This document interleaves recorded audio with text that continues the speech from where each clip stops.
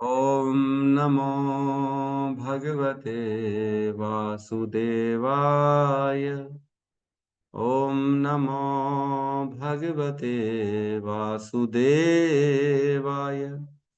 ॐ नमो भगवते वासुदेवाय।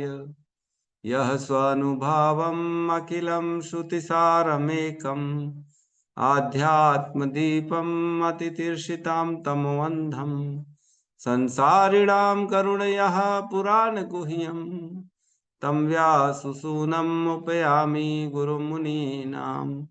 नारायणं नमस्कृत्य नरं चैव नरोत्तमं देवीं सरस्वतीं व्यासं ततो जयमुदीरयेत्। श्रवणदां स्वकथा कृष्ण पुण्यश्रवणकीर्तिनः हृदयन्तस्थो हि अभद्राणि विदुनोति सुहृत्सताम्। नष्टप्रायेषु अभद्रेषु नित्यं भागवत सेवया भगवती उत्तम श्लोके भक्तिर्भवति नैष्ठिकी। श्रवणतः श्रद्धया नित्यं गृणतश्च स्वचेष्टितम् कालेन नातिदीर्घेण भगवान् विशते हृदि। कृष्णाय वासुदेवाय देवकी नंदनाय च नंदगोपकुमाराय गोविंदाय नमो नमः। जय श्री कृष्ण चैतन्य प्रभु नित्यानंद श्री अद्वैत गदाधर श्रीवासादि गौर भक्त वृंद। हरे कृष्णा कृष्णा कृष्णा हरे हरे, हरे राम राम राम हरे हरे। हरे कृष्णा कृष्णा कृष्णा हरे हरे, हरे राम राम राम हरे हरे। हरे कृष्णा कृष्णा कृष्णा हरे हरे, हरे राम राम राम हरे हरे। हरे हरे कृष्ण। कृष्ण प्रभु जी, दंडवत प्रणाम। हरे कृष्ण माता जी प्रणाम। तो सभी का स्वागत है प्रातःकालीन श्रीमद् भागवतम के सत्र में। कल हमने श्लोक क्रमांक 29 को देखा था, दूसरा स्कंद दूसरा अध्याय श्लोक क्रमांक 29, जिसमें सृष्टि का वर्णन हुआ था कि सृष्टि किस प्रकार उत्पन्न हुई थी। उसी प्रकार उस तन मात्रा में उस जो है तत्व में जो जीवात्मा जो योगी होता है, जब क्रम मुक्ति में जाता है, तब वो कैसे एक एक करके अपनी सारी जो है सुख को भोगता हुआ इस आवरण ब्रह्मांड के आवरण को भेदता हुआ बाहर निकलता है ना।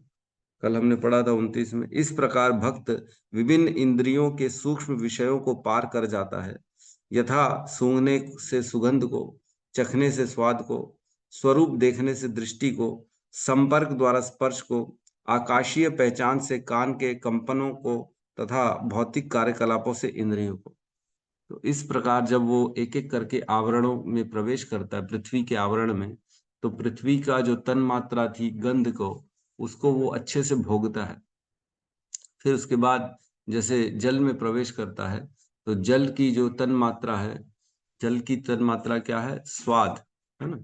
स्वाद में प्रवेश करता है और अच्छे से स्वाद का जो है पूर्ण सुख भाव आनंद अनुभव करता है, और उस स्वाद की इच्छा को पूर्ण रूपेण त्याग करके आगे बढ़ता है। अब उसके अंदर कोई स्वाद की कोई इच्छा नहीं बची, तब आगे बढ़ेगा। अगर इच्छा बची है तो आगे नहीं बढ़ेगा।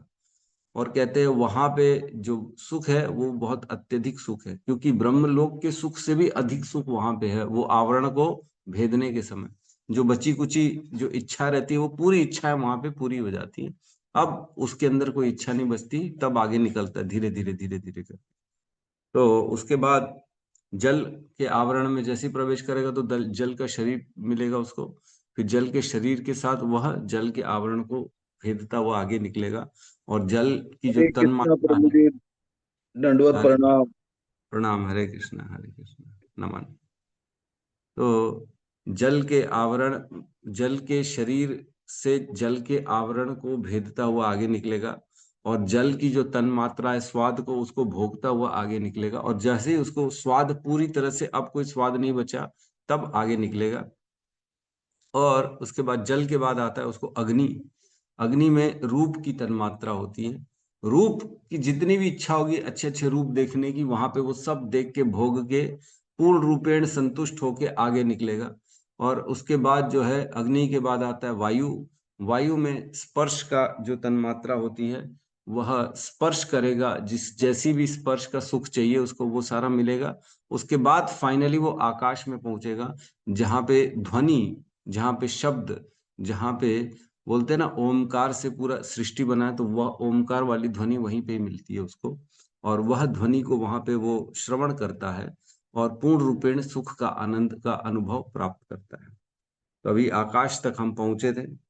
इसके बाद आगे की जो है आज का श्लोक है 30 नंबर श्लोक। तो इसमें कोई परेशानी संशय तो नहीं है कि ये क्या क्या बता रहे प्रभु जी, कुछ समझ में नहीं आ रहा है। देखो ये हमारे लिए नहीं है, ये भक्तों के लिए नहीं है। भक्तों के लिए अगले श्लोकों में पूरा डिटेल में वर्णन आएगा कि भक्त कैसे इसी संसार में रहते रहते वह मुक्ति के पद को प्राप्त हो जाता है। वह पूर्ण रूपेण ये क्रम मुक्ति में नहीं फंसता, वो डायरेक्ट सद्य मुक्ति, मतलब डायरेक्ट यहाँ प्राण छूटे और अगला सीधा जो है नया शरीर भगवत धाम में मिल गया, इस प्रकार से उसका काम होता है। लेकिन ये पता रहना बहुत ज्यादा जरूरी है, क्योंकि पता रहेगा कितना डिफिकल्ट है, कितना मुश्किल है योगियों की गति। नहीं तो हम भी किसी के बहकावे में आके योगी बन जाए। अरे बोले ये क्या तुम नाम जप कर दो, अरे बैठो हमारे साथ ओमकार करो, तुमको सिखाते हैं हम कैसे अंदर को जीतना है, तुमको कैसे निकलना है, भेद के प्राणों को यहाँ से यहाँ लाना है, ब्रह्मरंध्र तक लाना है, अपने आप को काबू करना है, अपनी इंद्रियों को संयम में करना है। कुछ करो तब तो मजा आएगा, कि क्या खाली हरे कृष्णा करते रहते।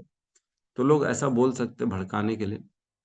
तो कई बार ऐसा व्यक्ति को लगता है हाँ थोड़ा सा मुश्किल होना चाहिए, तभी तो हमको भगवत धाम प्राप्त हो पाएगा। कहीं कुछ ये बंद करो, मूल आधार को चक्र को ऊपर उठाओ, इंद्रियों को संयम में करो, ध्यान करो, शून्य की अवस्था लाओ, ये सब योगियों का काम है। तो अगर ये सब करने फंस जाएंगे तो फिर देख लो क्या क्या गति होने वाली। कैसे ब्रह्मांड को भेद के निकलना है, कितना समय लगेगा अपनी इंद्रियों को पूरी तरह से संतुष्ट करके बाहर निकलने में। ये बड़ा मुश्किल काम है, आसान नहीं है ना। तो हम श्लोक क्रमांक आज 30 में पहुंचेंगे। अभी आकाश तक पहुंच गए थे, अब आगे के जो 2-3 आवरण बचे हैं उसको करते हैं कंप्लीट। और भक्तों की स्थिति क्या होती है इसकी चर्चा करेंगे आज। बहुत सुंदर श्लोक आने वाले हैं आज के।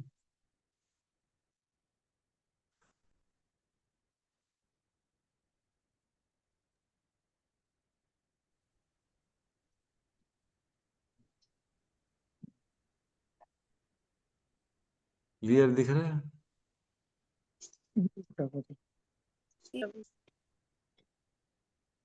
श्लोक क्रमांक 30, अध्याय 2, स्कंद 2, हृदय में श्री भगवान।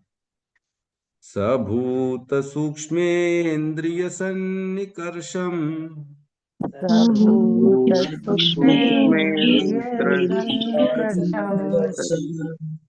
मनोमयं देवमयं विकार्यम् मनोमयं देवमयं विकार्यम् ससाद्य गत्या सह तेन याति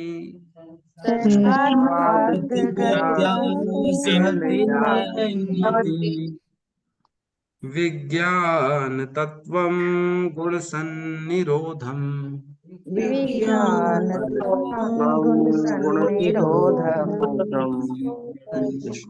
भूत सूक्ष्मेन्द्रिय सन्निकर्षम्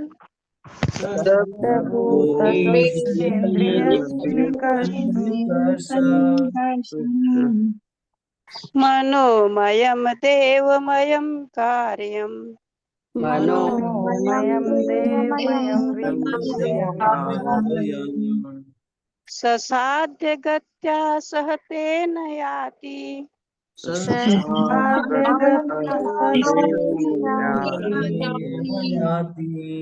विज्ञान तत्त्वं गुणसन्निरोधम्।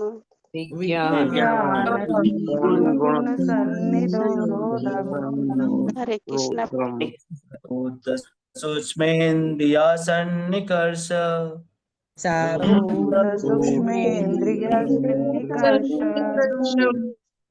मनोमयं देवमयं विकार्यम्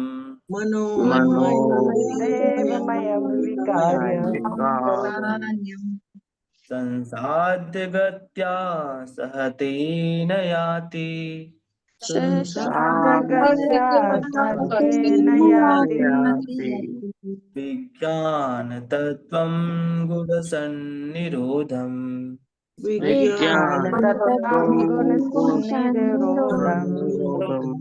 हरे कृष्ण। सबूत सूक्ष्मेन्द्रिय सन्निकर्षम् सबूत सूक्ष्मेन्द्रिय सन्निकर्षम् मनोमयं देवमयं विकार्यम् मनोमयं देवमयं विकार्यम् संसाधगत्या सहतेन याति संसाध्यगत्या सहतेन याति विज्ञानतत्त्वं गुणसन्निरोधम् विज्ञानतत्त्वं गुणसन्निरोधम्। अनुवाद। इस तरह से भक्त स्थूल तथा सूक्ष्म आवरणों को पार करके अहंकार के स्तर में प्रवेश करता है। उस अवस्था में वह भौतिक गुणों रजो तथा तमो गुण को इस उदासीन बिंदु में विलीन कर देता है और इस तरह वह सतोगुणी अहंकार को प्राप्त करता है। इसके पश्चात सारा अहंकार महतत्व में विलीन हो जाता है और वह शुद्ध आत्म साक्षात्कार के बिंदु तक आता है। ओम ज्ञानतिमिरन्धस्य ज्ञानाञ्जनशलाकया चक्षुरुन्मीलितं येन तस्मै श्रीगुरुवे नमः। श्रीचैतन्यमनोभीष्टं स्थापितं येन भूतले स्वयं रूपः कदा मह्यं ददाति स्वपदान्तिकम्। वन्देऽहं श्रीगुरु श्रीयुतपदकमलं श्रीगुरून् वैष्णवांश्च श्रीरूपं सागरजातं सहगण रघुनाथान्वितं तं सजीवं साद्वैतं सावधूतं परिजन सहितं कृष्ण चैतन्य देवं श्री राधा कृष्ण पादान् सहगण ललिता श्री विशाखान्वितांश्च। हे कृष्ण करुणा सिंधु दीन बंधु जगतपते गोपेश गोपिका कांता राधा कांत नमस्तुते। तप्त कांचन गौरांगी राधे वृंदावनेश्वरी वृषभानुसुते देवी प्रणमामि हरिप्रिये। वाञ्छाकल्पतरोभश्च कृपा सिन्धुभ्य एव च पतितानां पावनेभ्यो वैष्णवेभ्यो नमो नमः। नमो विष्णुपादाय कृष्णपृष्ठाय भूतले श्रीमते भक्तिवेदांत स्वामीति नामिने। नमस्ते सारस्वते देवे गौरवाणी प्रचारिणे निर्विशेष शून्यवादी पाश्चात्य देशतारिणे। जय श्री कृष्ण चैतन्य प्रभु नित्यानंद श्री अद्वैत गदाधर श्रीवासादि गौर भक्त वृंद। हरे कृष्णा कृष्णा कृष्णा हरे हरे, हरे राम राम राम हरे कृष्णा। गौतम बुद्ध प्रभु सुन पा रहे हैं क्या? जी प्रभु जी। प्रभु जी वो दोनों फोटोग्राफ शेयर करिए ना जो मैंने जी। भेजे थे, कल भी आपने जो शेयर किया, ठीक है। तो यहाँ इस श्लोक में कह रहे हैं स भूत सूक्ष्मेन्द्रिय सन्निकर्षम। स मीन्स वह जो भक्त है, जो योगी है, जो इस क्रम मुक्ति में लगा हुआ है। अब धीरे धीरे वह भगवत धाम के जाने के लिए प्रयाण कर रहा है। अभी तक उसने 5 आवरणों को भेद दिया है, पृथ्वी जल अग्नि वायु आकाश। अभी आकाश में पहुंच चुका है ना। पिछले श्लोक में हमने सुना था आकाश तक पहुंच गया था। तो अब यहाँ पहुंच के क्या कर रहा है? भूत सूक्ष्मेन्द्रिय सन्निकर्षम मीन्स वह जो स्थूल, भूत मीन्स जो 5 तत्व होते हैं, पृथ्वी जल अग्नि वायु आकाश, ये 5 तत्व होते हैं। और सूक्ष्म इंद्रियों के जो विषय हैं, एक तो रूप रस गंध और स्पर्श ध्वनि, है ना, ये हमने पढ़ा। और ये इंद्रियां यहाँ पे हो गई 5 इंद्रियां, ज्ञान इंद्रियां और 5 कर्म इंद्रिय। मतलब भूत मीन्स 5 तत्व, सूक्ष्म मीन्स सूक्ष्म विषय उनके जो है, जो शब्द रस गंध स्पर्श आदि, और इंद्रियां मीन्स 5 कर्म इंद्रियां और 5 ज्ञान इंद्रिय। 5 ज्ञान इंद्रियां कौन सी हैं? आंख, नाक, जीवा, कान, त्वचा, है ना। और जो 5 कर्म इंद्रियां हैं वो कौन सी हैं? वाणी, हाथ पैर, जननेन्द्रियां और गुदा। ठीक है, ये 5 कर्मेंद्रिय हो गई और 5 ज्ञानेन्द्रियां हो गई। ये 10 टोटल डाल के इंद्रियां हो गई। 5 विषय हो गए जो रूप रस गंध स्पर्श ध्वनि, है ना। और 5 तत्व हो गए पृथ्वी जल अग्नि, वायु, आकाश। ठीक है, ये सभी को क्या किया इसने? सन्निकर्षम। सन्निकर्षम मीन्स विलीन कर दिया। अब यथा जिस जिस जिस जिस आवरण से निकला उस आवरण में उस तत्व को छोड़ दिया, अब उसके पास वो तत्व नहीं है। समझ में आया? पृथ्वी से निकला तो पृथ्वी तत्व को वहीं पे छोड़ दिया, जल से निकला तो जल के तत्व को वहीं छोड़ दिया, है ना? वायु से निकला तो वायु के तत्व को वहीं छोड़ दिया, उनकी तन्मात्राएं भी वहीं छोड़ दी।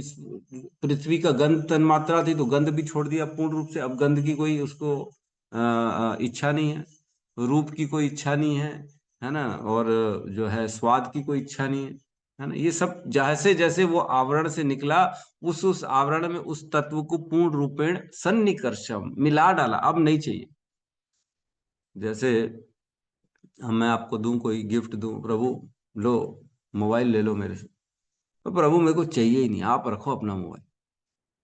आपने मेरे को वापस दे दिया मोबाइल, अब आपको मोबाइल नहीं है ना, आपने दे दिया, अब तो मेरा मोबाइल मेरे पास ही है, आपके पास तो नहीं बचा। उसी प्रकार उसने वह तन मात्रा रूप की इच्छाओं को अब पूर्ण रूपेण त्याग दिया, अब उसको किसी भी का भी रूप नहीं देखना, सन्निकर्षम विलय कर दिया। भौतिक, बेसिकली ये सारी चीजें भौतिक छोड़ता जा रहा है ना? आध्यात्मिक केवल अब कृष्ण भगवान का रूप देखना है उसको, बस। अब भौतिक चीजें नहीं देखनी। इस संसार ब्रह्मांड क्या है? बेसिकली भौतिक है। भौतिकता से बाहर निकलेगा तभी निकलेगा जब भौतिकता को त्याग कर पाएगा। आध्यात्मिक में प्रवेश करना है तो आध्यात्मिक जगत को स्वीकार करना पड़ेगा, भौतिकता को छोड़ना पड़ेगा। कल भी हमने बताया था, जो बंदर होता है वह चने की लालच में आके सुराही में हाथ डालता है और चनों को पकड़ लेता है, ऐसा मुट्ठी बना लेता है।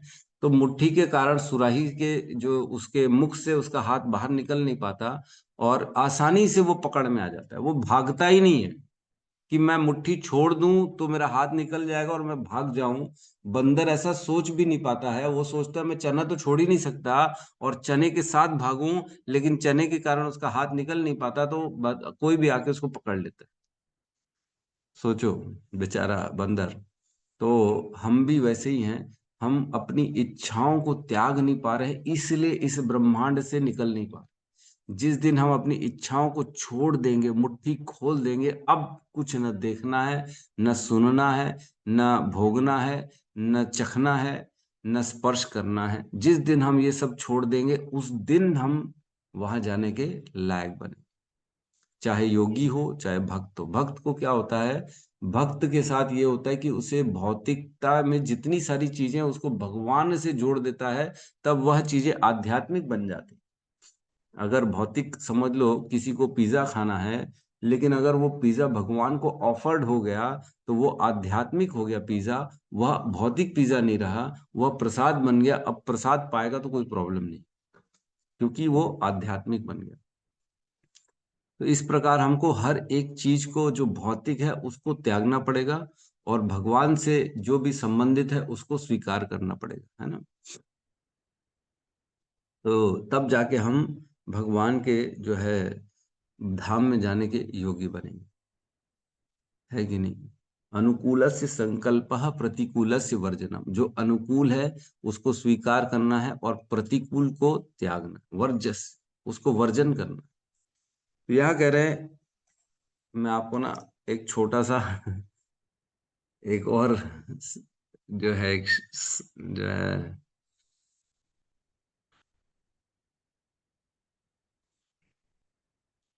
थोड़ा सा और बता देता हूँ, हल्का सा।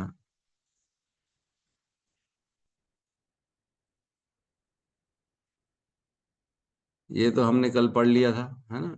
अहंकार, सबसे पहले अहंकार आता है, उसमें जब शब्द मिलता है तब आकाश बनता है, आकाश में जब स्पर्श मिलता है तब वायु बनता है, वायु में जब रूप मिलता है तब अग्नि बनती है, अग्नि में जब रस या स्वाद मिलाते हैं तब जल बनता है, जल में जब गंध मिलाते हैं तब पृथ्वी बनती है।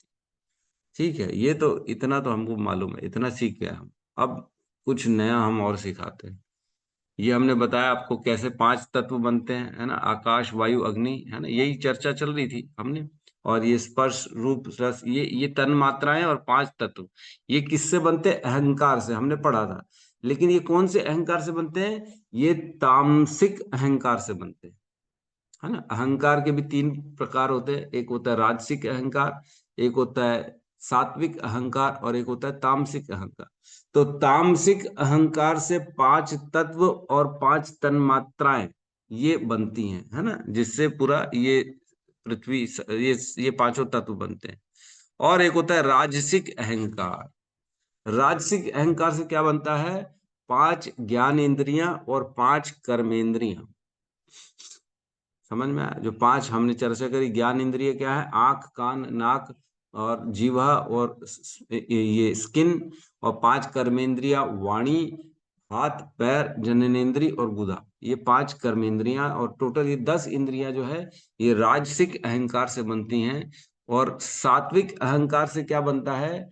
मन बनता है, और मन के देवता बनते हैं, है ना। देवताओं की सृष्टि सात्विक अहंकार से होती है। देवता विभिन्न अंगों को प्रभावित करते हैं। मन को जैसे कि चंद्रमा प्रभावित करता है, बुद्धि को सूर्य प्रभावित करता है, और अन्य अन्य इस प्रकार सभी अंगों को हमारे अनेक अनेक देवता प्रभावित करते हैं। वो उनके जो है अधिष्ठाता होते हैं, वो उनको बेसिकली कंट्रोल करते हैं। तो इस प्रकार सात्विक अहंकार से क्या बना? मन और देवता। राजसिक अहंकार से बना 5 ज्ञानेंद्रिय, 5 कर्मेंद्रियां। और तामसिक अहंकार से बने 5 तत्व और 5 तन मात्राएं, जो विषय कहते हैं जिनको, इंद्रिय विषय। अब ये तीनों किससे बने हैं? ये तीनों बने हैं मूल अहंकार से बने हैं। और मूल अहंकार कहाँ से बना है? महतत्व से। और महतत्व कहाँ से बना है? प्रधान से।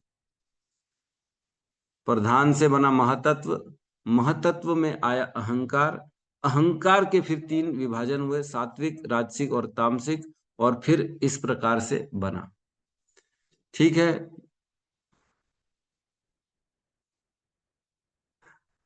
समझ में आया? वो तो शेयर कर दीजिए जरा। हाँ, मैंने तो शेयर किया ही हुआ ऑलरेडी ग्रुप में। अच्छा, नहीं देखा, सॉरी सॉरी। हाँ, मैंने ग्रुप में शेयर किया, तभी तो गौतम बुद्ध प्रभु ने दोबारा डाला उसको। मैंने आज नहीं, 3 दिन पहले ही डाल दिया था इसको। देख नहीं तो पाए। देखो, सॉरी। हाँ ठीक है, कोई बात नहीं। तो ये इस श्लोक में वापस मैं आता हूं। अब थोड़ा सा समझ में आएगा। इसमें लिखा है सभूत सूक्ष्मेंद्रिय सन्निकर्षम।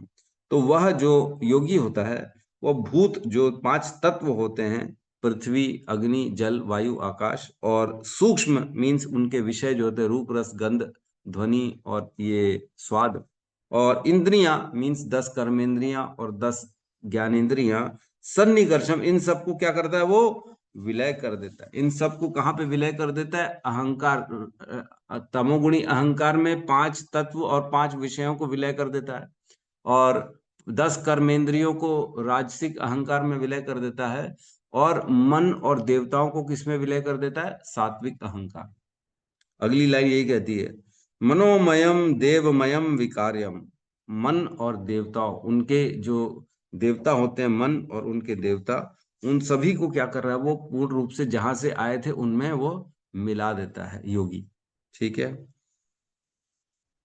मन और उनके जो विभिन्न देवता हैं वह सात्विक अहंकार में विलीन कर देता है। 10 जो है कर्म इंद्रियों को वह राजसिक अहंकार में विलीन कर देता है। 5 तत्व और 5 तन्मात्राओं को तामसिक अहंकार में विलीन कर देता है। और क्या कर रहा है फिर? विकार्यम। और वो सबको क्या कर रहा है? वो सभी अहंकार अब मूल अहंकार में चले गए। ये जो थी राजसिक, तामसिक, सात्विक अहंकार, ये सब निकलते एक मूल अहंकार से। मूल अहंकार क्या होता है? मूल अहंकार ये होता है कि मैं हूं भगवान का भक्त, मैं हूं भगवान का सेवक। ये हमारी ये होती है एक मूल अवस्था, है ना। सपोज करो कृष्ण ने अर्जुन को बोला कि अहम सर्वस्य प्रभवो मतः सर्वम प्रवर्तते इति मत्वा भजन्ते माम बुधा भाव समन्वितः। भगवत गीता 10वें अध्याय का श्लोक है, जिसमें कहते हैं मैं पूरे जगत का, आध्यात्मिक हो भौतिक हो, सबका मैं स्वामी हूं, मैंने इनको क्रिएट किया है। तो कोई बोल सकता है अरे ये तो अहंकार है, ये तुम बनाए हो, ये कोई बताने की कोई चीज है? तुमका तो अहंकार हो गया ये तुम्हारे ऊपर। अगर कोई इंजीनियर है और वो बोल दे हाँ प्रभु मैं इंजीनियर हूं, तो ये अहंकार हो गया क्या? सपोज करो कोई रोड बना है या बिल्डिंग बनी है, और हमने बोला इसकी ड्राइंग कौन है, कौन इंजीनियर ने इसकी ड्राइंग दी है? तो बोले प्रभु जी मैं हूँ वो इंजीनियर जिसने ये ड्राइंग दी। अरे तुम अपने आप को इंजीनियर बोलते हो, तुमको अहंकार हो गया है। तो ये अहंकार नहीं है। अहंकार वो होता है जब हम उस पद प्रतिष्ठा के लिए अभिमान करें, है ना। लेकिन जो सत्य है, जो वास्तविकता है, वो बताने में अहंकार नहीं है। जैसे हम कौन है, हम कृष्ण के अंश हैं, ये हमारा वास्तविकता है, इसी को मूल, हमारा मुख्य जो है मेन आइडेंटिटी कहेंगे, है ना, मूल अवस्था कहेंगे इसको। तो ये अहंकार नहीं है। तो इसलिए अब क्या हुआ, उसने सभी को मिला के, राजसिक सात्विक और तामसिक अहंकार को मिला के किस में डाल दिया, मूल अहंकार में डाल दिया। अब कोई संसार की ना तत्व है, न संसार के विषय है, न कर्म इंद्रियों के प्रति कोई उसका समर्पण है, न मन के प्रति है, न देवताओं के प्रति, कुछ नहीं बचा, सब जीरो कर दिया उसने। और क्या कर दिया, अपने आप को मूल अहंकार में डाल दिया। और मूल अहंकार क्या है कि मैं कृष्ण का अंश हूं। ममेव अंश जीव लोक जीव भूत सनातन मन शस्त्राणि इंद्रियाणि प्रकृति स्थानि कर्षति, अध्याय 15। उसमें कहते हैं सभी लोग मेरे अंश हैं, सभी जीव मेरे अंश है, भगवान कहते हैं। तो ये हमारा क्या है, मूल अस्तित्व है, ये हमारा आइडेंटिटी है, बेसिकली यही है हम। इस अवस्था को प्राप्त करता है वो योगी। इतना दिल लगा दिया इस अवस्था में पहुंचने तक के लिए। 3 दिन से चर्चाएं चल रही है, अहंकार में, आकाश में ध्वनि है, फिर पृथ्वी में गंध है, ये है वो है, फिर उसके बाद 5 तत्व है, 5 इंद्रियां हैं, मन है, देवता है, ये सब को ले दे के एक एक करके जान छुड़ा रहा है वो पीछे। ओ तू भी जा, अब तू भी जा, अब तू भी जा, अब तेरे से पल्ला छूटा, अब तेरे से पल्ला छूटा। तो इस प्रकार धीरे धीरे योगी बेचारा मेहनत करते करते करते करते अब जाके फाइनली वो अपने मूल अहंकार में पहुंचा है। समझ में आया? जैसे एक एग्जांपल दे दूं मैं, जैसे एक शक्कर की बोरी है ना, शक्कर की बोरी को लेके मैं आपको बोलूं जाओ नदी में इसको पार कर लो डूब के, पूरा है ना, डूब के शक्कर की बोरी को लेके हमको नदी को पार करनी है, तो जब दूसरी ओर से नदी से निकलेंगे तो शक्कर बचेगी क्या? शक्कर तो पूरी घुल गई पानी में, बची शून्य हो जाएगी। इतना बहाव है पानी का, शक्कर धीरे धीरे धीरे धीरे पानी बोरे के अंदर से खुद ब खुद घुल के निकलती चली जाएगी। और जब उस पार से हम निकलेंगे तो खाली बोरा होगा, उसमें एक रत्ती मर की 1 किलो शक्कर नहीं होगी। उसी प्रकार योगी अपने मन बुद्धि अहंकार को जब लेके इन तत्वों में प्रवेश करता है, तो जैसे धीरे धीरे धीरे धीरे क्रॉस करेगा, वो हर चीजों को विलीन करता करता करता करता करता फाइनली बाहर से निकलेगा। और वो पूर्ण रूपेण अब उसके अंदर कोई इच्छा नहीं है, कोई तत्व नहीं है, कोई इंद्रियां नहीं है, कोई मन नहीं है, कुछ भी नहीं है, सब विलीन कर दिया उसने। 5 तत्वों से आया। जैसे हम बोलते ना, शरीर जब छूटता है तो व्यक्ति को अग्नि दी जाती है ना, अग्नि दी जाती है तो क्या बोलते हैं हम, 5 तत्व का मिला शरीर, 5 तत्व में मिला शरीर। वो जो 5 तत्वों से आया था शरीर, उन्हीं 5 तत्वों में चला गया। पृथ्वी का अंश पृथ्वी में चला गया, जल का अंश जल में चला गया, वायु का अंश वायु में चला गया, आकाश का अंश आकाश में चला गया। ऐसे ही करते ना, जलाते हैं अग्नि से, अग्नि में चला गया। फिर जो बच जाता है पृथ्वी का, वो पृथ्वी में रह जाता है। जो फिर हम उनको जो है वायु का वायु में चला गया, और आकाश इसमें जल का जल में चला गया, उसको आखिर तो जल में प्रवाह किया जाता है। तो इस प्रकार जो तत्व जिसमें से आए थे उसमें हमारे चले जाते हैं। उसी प्रकार योगी के भी जितने तत्व थे वो उन उन तत्वों में विलीन करता हुआ आगे बढ़ जाता है। अब उसके पास अपना कुछ भी नहीं बचा। आगे कहते हैं ससाध्यम गत्या सहतेन याति, वह तीनों अहंकारों को एक अहंकार में विलीन कर देता है ना। और वह मूल अहंकार में वह अपने आप को महतत्व विज्ञान तत्वम गुण सन्निरोधम, वह ऐसी अवस्था में महतत्व के आवरण में पहुंच जाता है। हमने पढ़ा था 7 आवरण, याद है? पृथ्वी, जल, अग्नि, वायु, आकाश। इसके बाद क्या था? अहंकार। अहंकार में जब जैसे ही पहुंचा, अब उसने तीनों अहंकारों को मिला के मूल अहंकार का अहंकार में छोड़ दिया, अब आगे बढ़ गया। अब उसके बाद क्या आया? महतत्व। महतत्व में अब जाके प्रवेश किया, अब अहंकार जा चुका उसका, अब वह अपने मूल अहंकार में आ गया कि मैं कौन हूं? मैं कृष्ण का अंश हूं, है ना, यहाँ पे पहुंच गया। अब क्या करें? विज्ञान तत्वम गुण सन्निरोधम। अब महतत्व में पहुंचता है, महतत्व में अपनी मूल अवस्था को पहुंचता है, और उसके बाद धीरे धीरे धीरे महतत्व को भी क्रॉस करता हुआ कहाँ जाता है? गुण सन्निरोधम, ऐसी अवस्था में पहुंच जाता है जहां तीनों गुणों शून्य हो जाते हैं। तीनों गुण शून्य कहाँ हो जाते हैं? प्रधान में। मैंने बताया था ना, प्रधान में जो अवस्था, जो आखिरी आवरण है प्रधान, जिसको हम आवरण गिनते भी नहीं है, उस अवस्था को प्राप्त करता है जहां गुण तीनों कार्य नहीं करते हैं। प्रधान ऐसी अवस्था है जहां पे तीनों गुण समान रूप से कार्य नहीं करते, वो निष्क्रिय रहते, ये हमने पढ़ा था। उसके बाद महातत्व बनता है, महातत्व से फिर आगे सृष्टि होती है। ठीक है, यहां तक समझ में आ गया कि किसी को कोई ऑब्जेक्शन है?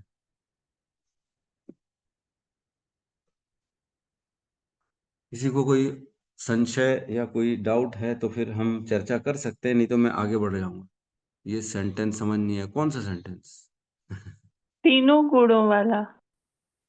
तीनों गुणों वाला। अच्छा, ठीक है ठीक है। तो जो सृष्टि बनती है, मैंने बताया था पहले, सबसे पहले भगवान प्रधान जो होता है, प्रधान देते हैं। प्रधान ऐसी अवस्था होती है जो अव्यक्त अवस्था होती है। प्रधान में तीन गुण रहते हैं, सतोगुण, रजोगुण, तमोगुण, लेकिन वो इनएक्टिव होते हैं, है ना, इनएक्टिव होते हैं।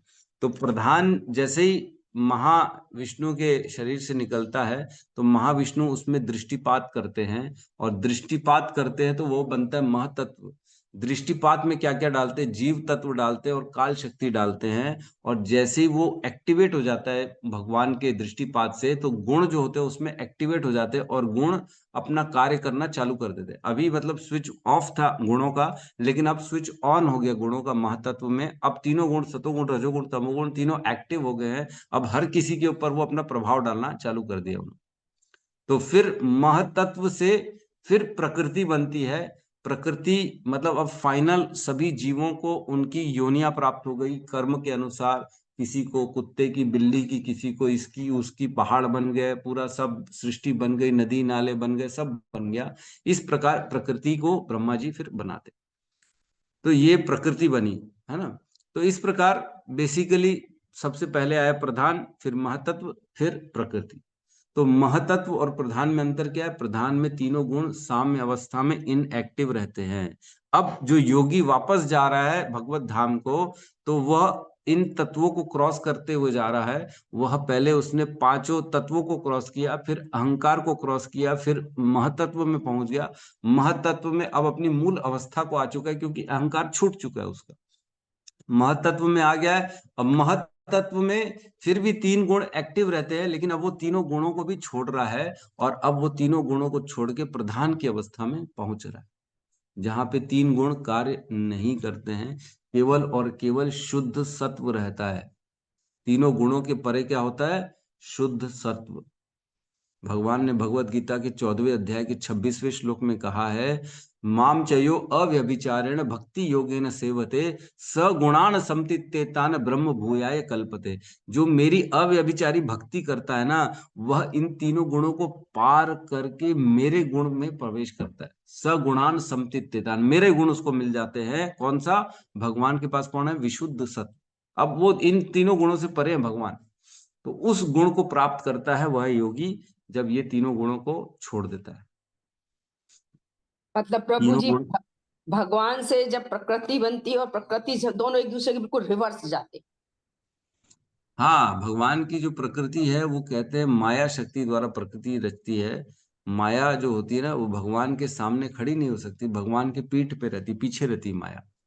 तो माया जो होती है उसका काम यह है कि भगवान से दूर करना, है ना। माया भी दो होती है, एक योग माया होती है और एक होती है महामाया।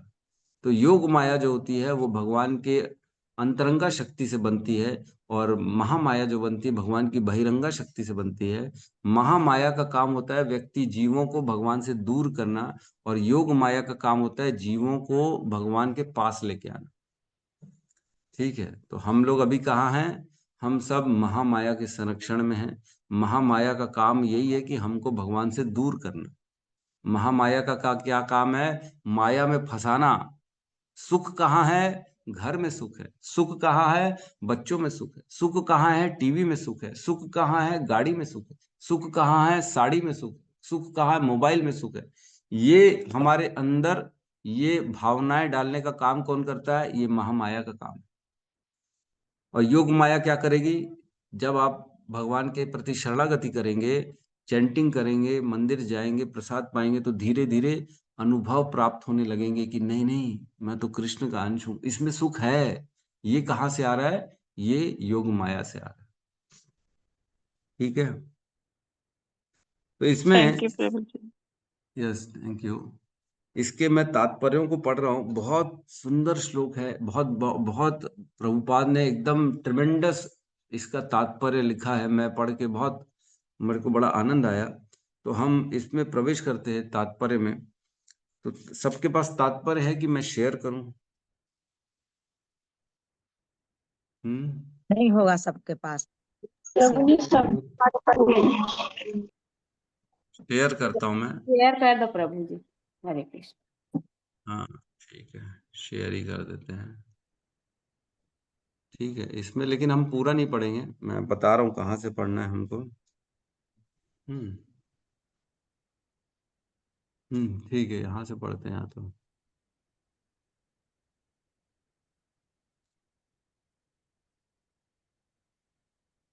भगवान की किस प्रकार से, हाँ ये ठीक है। यहाँ से पढ़ते हैं, भगवान से किसी प्रकार का पारिश्रामिक पाए बिना या अन्य रूप में भगवान की प्रेमा भक्ति करने की यह अवस्था तभी प्राप्त हो सकती है जब भौतिक इंद्रियां शुद्ध हों तथा इंद्रियों की आदि शुद्ध अवस्था पुनः प्राप्त हो सके। यहाँ तो जब तक हम पुनः वापस से शुद्ध अवस्था तक प्राप्त नहीं हो पाएंगे, हमको भगवान की प्राप्ति नहीं होगी। ये लिखा है यहाँ पे, है ना। और क्या करें, यहाँ पर यह सुझाया गया है कि इंद्रियों को योग के द्वारा शुद्ध किया जा सकता है। इसमें स्थूल इंद्रियां तमोगुणों में लीन हो जाती हैं और सूक्ष्म इंद्रिय रजोगुण में, मन का संबंध सतोगुण से होता है। अतः यह देवमय कहलाता है। मन की पूर्ण शुद्धि तभी संभव हो पाती है जब मनुष्य भगवान का नित्य दास बनकर स्थिर हो जाता है। तो मैंने बताया मन और देवता का सतोगुण अहंकार से आते हैं और उसमें वापस उनको विलीन कर दिया जाता है। तभी हम अपनी मूल अवस्था में पहुंच पाते हैं, तभी हम भगवान की प्राप्ति कर पाते हैं, है ना। अतः सत्व की कोरी उपलब्धि भी भौतिक गुण है। मनुष्य को सत्व की यह भौतिक अवस्था पार करके शुद्ध सत्व या वसुदेव सत्व तक पहुंचना होता है।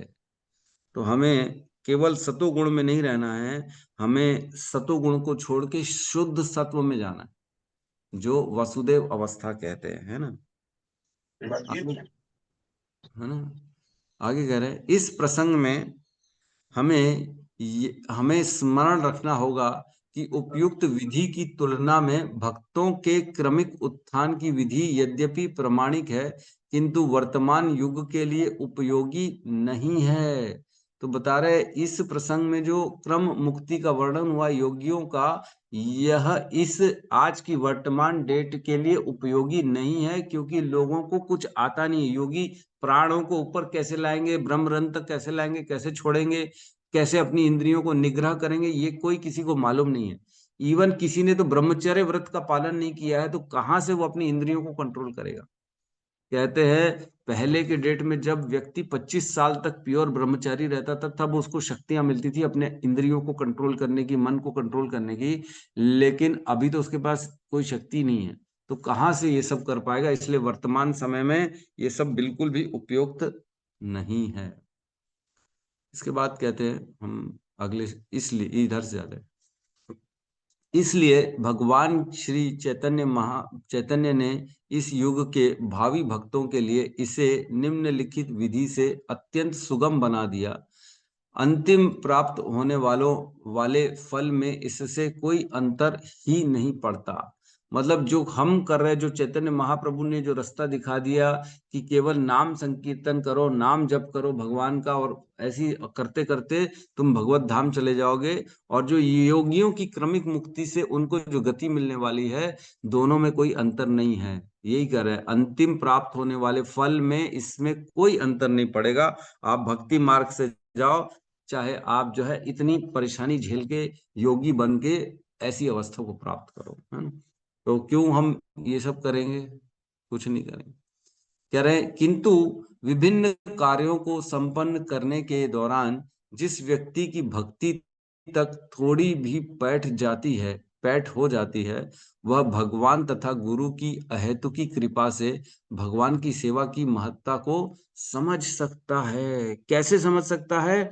गुरु के द्वारा समझ सकता है ना। विभिन्न कार्यों को संपन्न करने के दौरान जो व्यक्ति भक्ति में थोड़ा उन्नत हो जाता है, जैसे ही गुरु ने जो जो बताया वो करना चालू किया, 16 माला 4 नियम, तो थोड़ा सा हम उन्नत हो जाएंगे और वह श्री भगवान तथा गुरु की अहेतु की कृपा से भगवान की सेवा की महत्ता को समझ सकते हैं। तो जैसे जैसे हम गुरु के आदेशों का पालन करते हैं, हम समझ जाते हैं कि ये भगवान के रास्ते में क्या कैसे और आगे बढ़ा जाए। भगवान कौन है, मैं कौन हूँ, मैं क्या कर रहा हूँ इस संसार में, मैं क्यों कष्ट भोग रहा हूँ, इस तरह की चीजें ऑटोमेटिकली हमारे अंदर आ जाती है। आगे कहते हैं, भगवान निष्ठावान व्यक्ति की सहायता गुरु की भेंट कराकर करते हैं। किसको गुरु मिलता है? जो निष्ठावान रहता है। भगवान की ये प्लानिंग होती है, जिसको भी भगवान की प्राप्ति चाहिए उसके जीवन में ऑटोमेटिकली गुरु आ जाता है। उसके जीवन में भगवान व्यवस्था करके भगवत गीता को भेजते हैं, उसके जीवन में भगवान ग्रंथों को भेजते हैं, श्रीमद् भागवतम को भेजते हैं। किसी न किसी के माध्यम से तो भेजना ही पड़ेगा ना। स्वयं साक्षात तो आएंगे नहीं कमरे में, लो बेटा मैं कृष्ण, लो मेरे ग्रंथों को पढ़ो, ऐसा नहीं करेंगे। वो किसी न किसी को भेजेंगे जो भगवान का ही प्रतिनिधि होता है। ऐसे गुरु के उपदेश से मनुष्य को भक्ति योग का बीज प्राप्त होता है। ऐसे उपदेश जैसे जैसे सुनेगा, उसके हृदय में भक्ति अंकुरित होना चालू हो जाए। भक्ति कैसे आती है?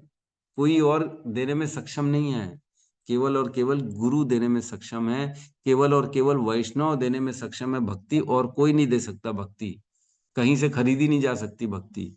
भक्ति केवल कृपा से मिलती है, सेवा करके मिलती है। तो यही बता रहे हैं, वह उसके जीवन में फिर भक्ति का बीज का प्राप्ति होती है। भगवान श्री चैतन्य महाप्रभु की संस्तुति है कि भक्त अपने हृदय में भक्ति के बीज बोए और भगवान के पवित्र नाम तथा महिमा के श्रवण तथा कीर्तन द्वारा उसे सींच कर पल्लवित करे। तो बीज को कैसे सींचना है? उसमें श्रवण और कीर्तन, नाम तथा महिमा के श्रवण तथा कीर्तन द्वारा उसे सींचे। मतलब जितना जितना हम सुनेंगे भगवान के नाम गुण रूप लीला, उतना उतना वह भक्ति का बीज अंकुरित होगा, उसको पोषण मिलेगा, वो बड़ा होगा। बीज को बढ़ाना है हमारे को, भक्ति लता को। ना वृक्ष को कैसे बढ़ाया जाता है? जैसे कोई बीज बोते अपन खेतों में, तो उसमें रोज जो है जल थोड़ा थोड़ा डालना पड़ता है, उसमें खाद डालना पड़ता है, सूर्य उसको दिखना चाहिए, तब जाके वो धीरे धीरे अंकुरित हो। तो उसी प्रकार भक्ति हमारी कैसे बढ़ेगी? जैसे जैसे रोज श्रवण करेंगे, रोज श्रीमद् भागवतम भगवत गीता का श्रवण अति आवश्यक है, तब भक्ति बढ़ेगी, अन्यथा नहीं बढ़ेगी। आगे कह रहे हैं, अपराध रहित होकर भगवान के पवित्र नाम के श्रवण तथा कीर्तन का यह सरल विधि धीरे धीरे मनुष्य को मोक्ष की अवस्था तक पहुंचा देगी। अपराध रहित नाम करना है, तभी तो हमें 10 नाम अपराध कहा जाता है ना। इन अपराधों से दूर रहे, क्योंकि अपराध रहेंगे तो भक्ति लता बीज बढ़ेगा ही नहीं, आगे भक्ति रुक जाएगा वहीं पे, है ना। उसमें कह रहे हैं, पहली अवस्था है भगवान नाम का सा अपराध कीर्तन करना, दूसरी अवस्था है पवित्र नाम के कीर्तन की आभास अवस्था, और तीसरी अवस्था है अपराध रहित भगवान नाम का कीर्तन। तो 3 अवस्थाएं बताई गई है नाम जप की। पहली अपराध, और दूसरी नाम आभास, और तीसरी जो है शुद्ध नाम, जो नाम भगवान का हम लेते हैं। तो नाम अपराध जो होता है वो 10 अपराध अगर व्यक्ति करता है तो नाम अपराध के साथ नाम ले रहा है। दूसरा अपराध रहित नाम ले रहा है, लेकिन ऐसा कोई उसके अंदर बहुत ज्यादा निष्ठा नहीं है, लेकिन अपराध तो नहीं है कम से कम, तो वो नाम आभास हो जाता है। और शुद्ध नाम तब तीसरा जो होता है वह अपराध रहित, जब भगवान का नाम शुद्ध तरीके से लेता है तब वह तीसरी अवस्था में प्राप्त हो पाता है। कह रहे हैं इसमें लास्ट लिखा है, निरअपराध अवस्था प्राप्त करने के लिए उसे निम्नलिखित प्रकार से सतर्क रहना होगा, है ना। तो उसको सतर्क रहना रहता है जब वह अपराध रहित नाम करता है। कह रहे हैं आगे, जब हम श्रवण तथा कीर्तन की बात करते हैं तो हमारा अभिप्राय केवल भगवान के राम कृष्ण नामों तथा श्रवण या 16 नामों हरे कृष्ण कृष्ण कृष्ण हरे हरे, हरे राम राम राम हरे हरे का क्रमबद्ध कीर्तन से ही नहीं होता। केवल और केवल नाम से नहीं होगा, ये बता रहे हैं यहाँ पे। केवल आदमी सोचे मैं 64 माला कर लूं, 50 माला, 100 माला कर लूं, बस मेरी भक्ति हो जाएगी, तो नहीं होगा, कह रहे हैं। अपितु भक्तों की संगति में रहकर भगवत गीता तथा श्रीमद् भागवतम को पढ़ना और सुनना भी इसमें सम्मिलित रहता है। जब तक भगवत गीता और भागवतम सुनेंगे नहीं तब तक भगवान के नाम को निरपराध नहीं कर पाएंगे। बहुत चीजें इसमें, बहुत इंपॉर्टेंट चीजें हैं। हम सुन तो लेते हैं लेकिन हम करते नहीं हैं। निरअपराध भगवान का नाम जप करना है तो हमको भगवत गीता और भागवतम का नियमित श्रवण करना है। नियमित मतलब रेगुलरली, एक दिन नहीं, 2 दिन नहीं, रोज नियमित। जैसे जैसे सुनेंगे तब समझ में आएगा कि अपराध होता क्या है। पता ही नहीं पड़ता है लोगों को तो अपराध है कि नहीं है। एक दिन जब अपराध करते करते भक्ति चली जाती है ना, तब लगता है अरे मैं तो, भक्ति चली गई भैया हमारे से, हमसे नहीं होता ये सब। कई लोगों को आपने देखा होगा, जुड़े तो सही इस्कॉन में, नाम जब तो स्टार्ट किया, लेकिन कुछ काल बाद छोड़ के चले गए, भैया हमसे नहीं होता ये सब, हम दूसरे मार्ग में जाएंगे। क्यों हो गया ऐसा? आपका तो नहीं हुआ, अन्यों का भी नहीं हुआ, लेकिन कुछ लोग छोड़ के चले गए। क्यों चले गए? क्योंकि उन्होंने अपराध कर लिए, और अपराध का बोध होता ही नहीं, पता ही नहीं पड़ता है कब अपराध हो जाता है। जब तक हम सुनते नहीं है, श्रवण नहीं करेंगे, तब तक पता ही नहीं पड़ेगा। श्रवण करने से पता पड़ेगा, ज्ञान मिलता है कि करना क्या है, नहीं करना क्या है, क्या करना है, क्या नहीं करना है। क्या नहीं करना है ये पता रहेगा तभी तो वो नहीं करेंगे। जब पता ही नहीं रहेगा तो फिर कैसे नहीं करेंगे? फिर तो कर लेंगे हैं, तो पता ही नहीं रहेगा तो कैसे कर लेंगे? लोग बाग जो है माला करते हैं और साथ ही साथ जो है अन्य अन्य कार्यों को भी कर लेते हैं। माला कर रहे हैं, साथ ही साथ बाई को भी देख रहे हैं, घर का भी काम चल रहा है, मोबाइल भी चल रहा है, कौन आ रहा है कौन जा रहा है वो भी देख रहे हैं। तो इसका बोध होगा कि ये सब नहीं करना है, तभी तो नहीं करेंगे। मैंने बहुत बार लोगों को बोला है कि जब नाम चैंटिंग करें तब किसी कथा में ना बैठे। पता लगा लोग कथा कीर्तन में बैठते हैं और नाम जप चालू कर देते हैं, अपना कथा भी सुन रहे हैं अपने कानों से और क्लास में बैठे और नाम जप चल रहा है। तो ये अपराध है क्या? कथा चल रही उसमें भगवान का नाम नहीं है, उसको सुनना जरूरी नहीं है। एक बार एक ही काम हो सकता है, 2-4 काम एक बार में नहीं हो सकते। हम कोई रोबोट या कोई कंप्यूटर नहीं है जो 5-6 एक साथ काम कर ले। हमारा चित्त एक जगह एक ही समय लग सकता है, हर जगह एक बार में नहीं लग सकता। तो जब जब कथा चले या तो माला को छोड़ दें, या तो कथा को छोड़ के बाहर जाके माला कर लें। दोनों एक साथ नहीं करना चाहिए। तो ये अपराध है, छोटे छोटे अपराध पता ही नहीं पड़ता है, व्यक्ति अपराध कर देता है ना। कई बार खाना खा रहे हैं और पी रहे हैं, सामने भगवत गीता खुली हुई है, भागवतम खुली हुई है, और उसी में चाय भी गिर रही है, उसमें फिर जो तेल भी टपक रहा है। तो ये क्या हो रहा है, अपराध हो रहा है, पता ही नहीं पड़ रहा है हमारे, हमको लग रहा है अरे हम तो पढ़ रहे, हम तो पढ़ रहे, ऐसा नहीं। कई बार जिस टेबल में भगवत गीता रखते हैं उसी टेबल में पैर रख रहे हैं, पता ही नहीं पड़ रहा है, ये अपराध हो रहा है। कौन बताने वाला, सुनेंगे नहीं तो पता कैसे पड़ेगा। तो ये छोटी छोटी बातें हैं जो व्यक्ति वैष्णवों के प्रति, ग्रंथों के प्रति, विग्रह के प्रति, नाम के प्रति अपराध हो जाता है जाने अनजाने में, और उसके जीवन से भक्ति निकल जाती बाहर, बीज जो है अंकुरित होता ही नहीं है। हमें बीज को सिंचन करना है, रोज श्रवण से और कीर्तन से सुनना है भगवत गीता भागवतम, और वह जो भक्ति लता बीज है धीरे धीरे अंकुरित होकर बड़ा होगा, और इतना बड़ा होगा धीरे धीरे धीरे धीरे बढ़ के यह ब्रह्मांड को चीर के बाहर चले जाएगा, वह वैकुंठ चला जाएगा, भगवत धाम चला जाएगा, और भगवान के चरणों तक पहुंच जाएगा। ये हमारा वृक्ष भक्ति का, यही वर्णन है इसमें कि हमें इसको इतना सींचना है, इतना सींचना है श्रवण और कीर्तन से, ग्रंथों से, कि धीरे धीरे बढ़ते बढ़ते बढ़ते बढ़ते एक दिन ये वैकुंठ पहुंच जाए। और हमारा भक्ति लता भी जब बढ़ जाएगा, बड़ा हो जाएगा, विशाल हो जाएगा, वह लता बड़ा होके भगवत धाम पहुंच जाएगा, भगवान के चरणों तक पहुंच जाएगा, तो हम यहाँ बैठे बैठे सीधा भगवत धाम का अनुभव करना स्टार्ट कर लेंगे। यहाँ बैठे बैठे, बैठे घर में हैं लेकिन वह सारा अनुभव कर रहा है भगवान का, हर कहीं जहां देख रहा है भगवान को देख रहा है, भगवान को ही प्राप्त कर रहा है।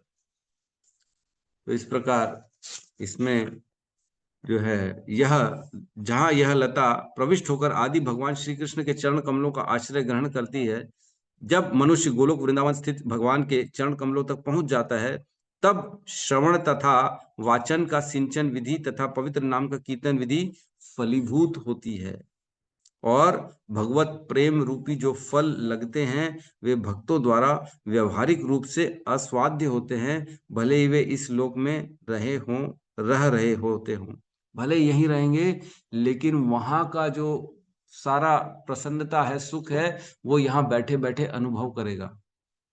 बैठे बैठे, शरीर यही है, जीवन यही चल रहा है संसार में, लेकिन बैठे बैठे वहां भगवत धाम का अनुभव करना चालू है।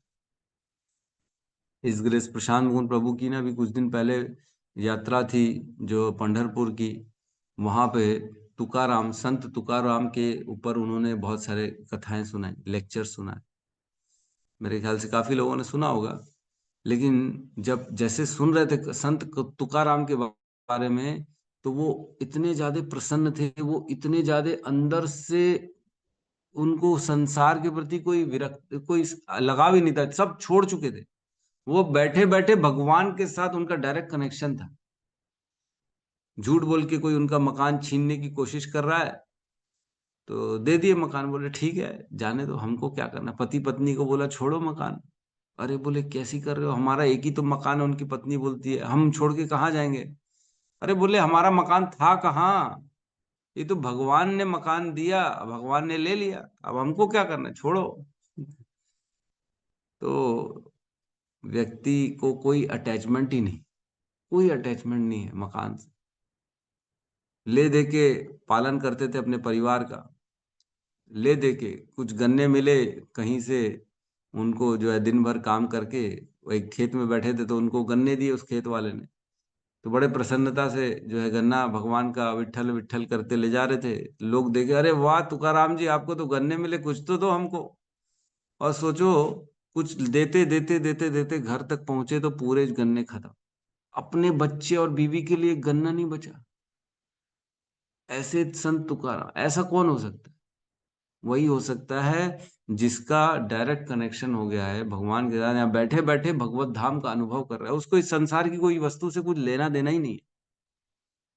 उसको क्या है, उसका भक्ति का बीज इतना बढ़ चुका है, इतना लता बढ़ चुका है, डायरेक्ट भगवान तक पहुंच चुका है। अब यहाँ बैठे बैठे वो भगवान का स्मरण कर रहा है, भगवान का अनुभव कर रहा है बैठे बैठे।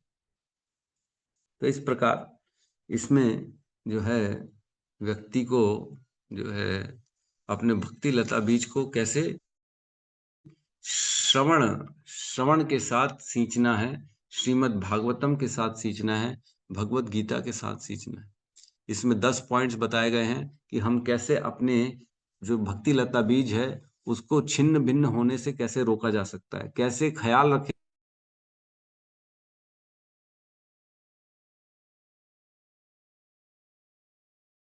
भक्तों के चरणों पर किए गए अपराध की तुलना उस प्रमत्त हाथी से की जा सकती है जो अत्यंत सुंदर उद्यान में घुस जाने पर उसे विनष्ट कर देता है।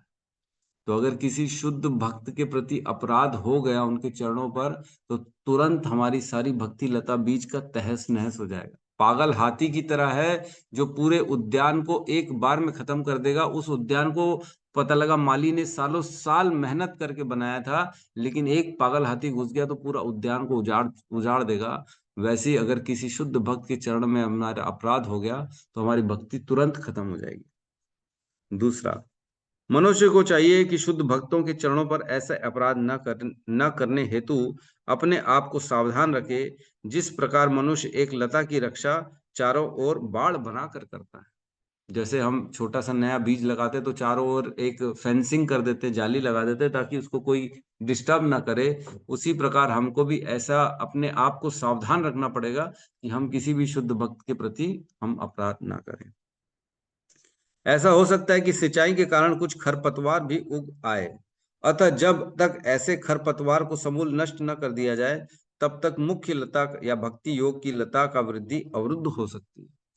तो खरपतवार क्या होता है, जैसे कहीं पे भी हम पानी डालते सींचना चालू करते तो साइड में ना जंगली छोटे छोटे घास दूसरी कोई पौधे वो ऑटोमेटिक उगना चालू हो जाता।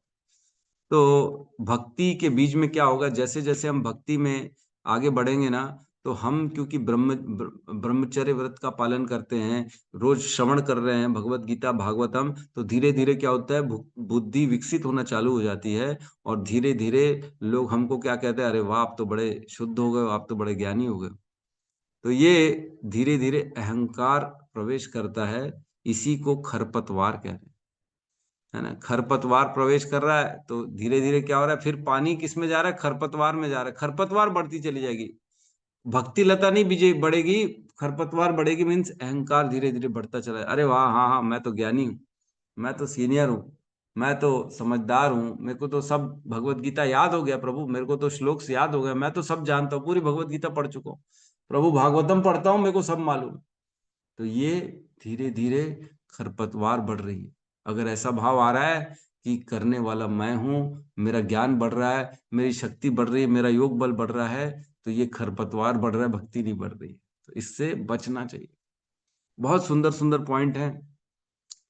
अब इतने सारे अभी हम चर्चा करने बैठेंगे तो और आधा घंटा लग जाएगा, इसलिए आपसे विनती है कि आप सब इसको पढ़ें। कल हम थोड़ा सा इन 10 पॉइंट्स पे चर्चा कर लेंगे, पढ़ लें सब, अपने घर पे होमवर्क करें 10 पॉइंट्स को, फिर हम कल थोड़ी सी चर्चा करके अगले श्लोक में प्रवेश करेंगे। किसी का कोई प्रश्न है तो हम ले सकते हैं।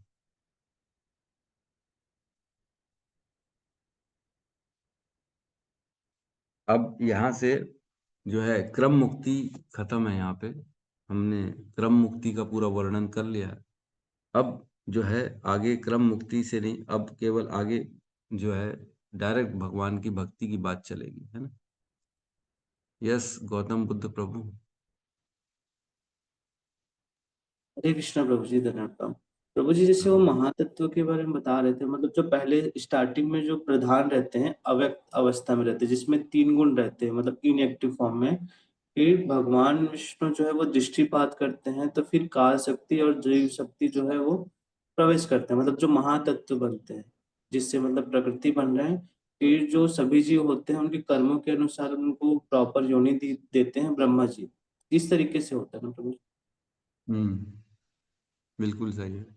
प्रधान में तीनों गुण अवस्था उनकी शून्य रहती है, वो निष्क्रिय रहते हैं। लेकिन जैसे ही दृष्टिपात होता है महाविष्णु का, जिस दृष्टिपात से जीव तत्व और काल शक्ति प्रवेश करती है, उसी दृष्टिपात से वह तीनों गुण एक्टिवेट हो जाते हैं, है ना, एक्टिवेट हो जाते हैं। और वह तीनों गुण, जैसे जीव प्रवेश किया तो तीनों गुण कोशिश करेंगे मैं इस जीव के ऊपर हावी हो जाऊं, है ना, हर जगह मैं हावी हो जाऊं। तीनों गुण का काम ये है, हर जगह 3 गुण ही है बेसिकली, इस संसार में तीनों गुण ही है और कुछ नहीं। तो तीनों गुणों से ही बना ये पूरा संसार। तो तीनों गुण में जैसे ही हम प्रवेश करते इस संसार में, तीन गुण हमको पकड़ लेते हैं। तो जैसे ही जन्म होगा हम तीन गुण के अधीन आ जाएंगे। तो महातत्व जो है वह व्यक्त अवस्था हो जाती है बेसिकली, जिसमें तीनों गुण एक्टिव हो जाते हैं। व्यक्त तो नहीं कह सकते, लेकिन अब जो है प्रक्रिया चालू हो गई, प्रकृति बनने में व्यक्त हो जाएगा आदमी। प्रकृति बनी मतलब जो है ब्रह्मा जी ने सभी जीवों को, क्योंकि महातत्व है ना, महातत्व और भगवान की जो है प्रधान से महातत्व बना। महातत्व मन सारी भूमि आपो अनल वायु खम मनो बुद्धि रेव च, ये सारी चीजें उसमें बनी हुई हैं। मैंने बताया जैसे अहंकार से फिर 5 तत्व बनेंगे, विभिन्न तन मात्राएं बनेंगी और 5-10 कर्मेंद्रियां बनेंगे, ये सब बन रहे हैं। जैसे ही दृष्टिपात हो रहा है, अब धीरे धीरे तीनों गुण एक्टिवेट हो गए। तीनों गुणों ने अहंकार को पकड़ा। अहंकार से जब तमोगुण पकड़ में आया अहंकार के, तब ये 5 तत्व और 5 तन मात्राएं बन गई। और जैसे ही तीनों गुणों ने, जैसे रजोगुण ने अहंकार को पकड़ा, तो रजोगुण से फिर क्या बन गए, 10 कर्मेंद्रिय, 5 इंद्रियां, 5 कर्मेंद्रियां बन गई। और सतोगुण ने जैसे ही पकड़ा अहंकार को, तब क्या बन गया, मन और देवता बन गए। ये सब बनते जा रहे हैं, जीव प्रवेश कर चुके हैं। ब्रह्मा जी अब जो है कमल नाभि से उत्पन्न हो गए हैं। ब्रह्मा जी सभी जीवों से उनके कर्मों के आधार पे उनको एक एक करके देते जा रहे हैं, अलॉट करते जा रहे हैं। तुम ये इंद्री रखो, तुम वो इंद्री रखो, सांप को ये इंद्री, कुत्ते को ये इंद्री, वो उसको ये, बेसिकली इस तरह से दे दे के सबको उनके जीवों के हिसाब से, उनके कर्मों के हिसाब से उनको योनियां प्रदान करते। थोड़ा मतलब हम भौतिक स्तर में इसको समझाने की कोशिश कर रहे हैं, लेकिन वहां मतलब काम तो अलग ही लेवल पे होता होगा, हमारे हिसाब से नहीं होता, लेकिन हम जिस दृष्टि से आसानी से समझ सकते हैं, मैं उसका एग्जाम्पल दे रहा हूं ताकि समझ में आ जाए। ठीक है प्रभु जी, समझ में आ गया? जी Prabhu ji, thank you Prabhu ji. Yes Hema Mata जी।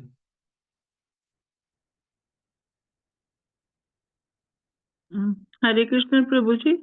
प्रभु जी, जैसे तुकाराम जी के बारे में एच जी प्रशांत मुकुंद दास जी ने बताया था, चैतन्य महाप्रभु ने उनको स्वप्न में मंत्र दिया, जो मैंने वो देखा था।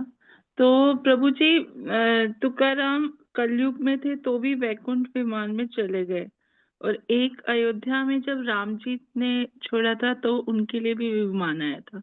और कोई भक्त है प्रभु जी हमारे भागवतम में और कहीं पे जिसमें ऐसे ही विमान आया है? बहुत से भक्त हैं, क्यों, हमने गोकर्ण के बारे में सुना, उनके पूरे गांव वालों के सामने विमान आया, गोकर्ण को लेके, गोकर्ण में धुंधुकारी को लेके गए हैं। ध्रुव महाराज के लिए विमान आया सबके हाँ सामने, जी, ध्रुव हाँ महाराज जी गए, परीक्षित हाँ। महाराज स्वयं विमान में बैठ के चले गए। वैसे तो बहुत अच्छा, सारे एग्जाम्पल। हाँ हाँ जी। Thank you Prabhu ji. Yes, Hare Krishna, thank you. Hare Krishna, धन्यवाद, प्रणाम। राम माता जी। ठीक है, बहुत बहुत धन्यवाद। यहाँ पे हम क्लास को क्लोज करते हैं। कल इन 10 पॉइंट्स पे चर्चा करेंगे हम, फिर उसके बाद अगले श्लोक पे हम प्रवेश करेंगे। तो आपसे निवेदन है कि ये 10 पॉइंट्स पे अच्छे से पढ़ें, कोशिश करें अपनी समझ के हिसाब से जितना समझ सके उसको समझें, फिर हम कल इस पे चर्चा करेंगे। ठीक है, तो यहाँ पे हम क्लास को क्लोज करते हैं, सब मिलके हरे कृष्ण महामंत्र का उच्चारण करते हैं। ठीक है, हरे हरे कृष्णा कृष्ण, हरे हरे कृष्णा कृष्ण, कृष्णा कृष्ण कृष्ण, हरे हरे, हरे राम राम राम हरे हरे। हरे हरे। समस्त भक्त वृंद की जय। गुरु श्रील प्रभुपाद की जय। जय गौर प्रेमानंदे, हरि हरि हरे बोल। हरे। थैंक यू प्रभु जी। हरे कृष्णा, धन्यवाद, हरे प्रणाम। कृष्णा प्रभु जी, दंडवत प्रणाम। हरे हरे कृष्णा, कृष्ण सभी भक्तों को दंडवत प्रणाम। हरे कृष्णा, हरे कृष्णा।